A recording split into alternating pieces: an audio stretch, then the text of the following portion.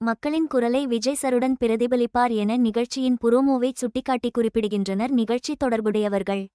Bigg Boss வீட்டிற்குள் செல்லும் போட்டியாளர்கள் தேர்வாகிவிட்டனர். நிகழ்ச்சி தொடங்குவதற்கு 2 தினங்களுக்கு முன் இவர்கள் அழைக்கப்படும் என்று தெரிகிறது.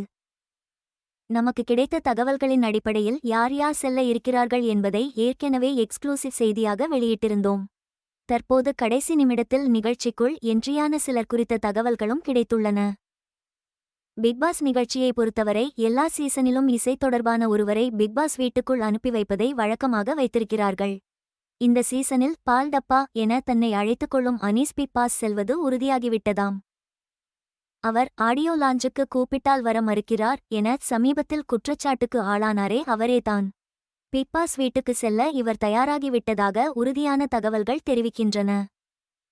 எக்ஸ் போட்டியாளர் சௌந்தர்யா நஞ்சுண்டன் கல்லூரியில் படிக்கும் போது மாடலிங்கை துவங்கிவிட்டார். தீவிரமான சினிமா தேடலில் இருக்கிறார். பிக் பாஸ் வீட்டை பொறுத்தவரை காலை விடியலே டான்ஸ் உடன் தான் தொடங்கும். ஸ்டேஜில் ஆட்டம் போடுவார்கள் போட்டியாளர்கள். இந்த கேட்டகரியில் இந்த சீசனில் செல்லவிருக்கிறார் மானாட மயிலாட கோகுல்நாத். நடனப்பள்ளி நடத்திக்கொண்டே சினிமாவிலும் பணிபுரிந்து வருகிறவர் இவர். சீரியலில் இருந்து வெளியேறியது இதற்குத்தானா?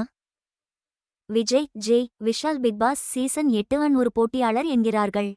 பிக்பாஸில் சவுண்டு விடுவாரா? நடிகை ஐஸ்வர்யா 6 படத்தில் இவர் சவுண்டு சரோஜா கேரக்டருக்கு ரொம்பவே வரவேற்பு கிடைத்திருந்தது. இவரும் பிக்பாஸ் சீசன் 8 பிக்பாஸ் வீட்டுக்குள் செல்கிறார். இந்த வீடியோ குறித்த உங்கள் கருத்துக்களை கீழே கூறவும் மற்றும் இதனை பிடித்திருந்தால் லைக் செய்யவும்.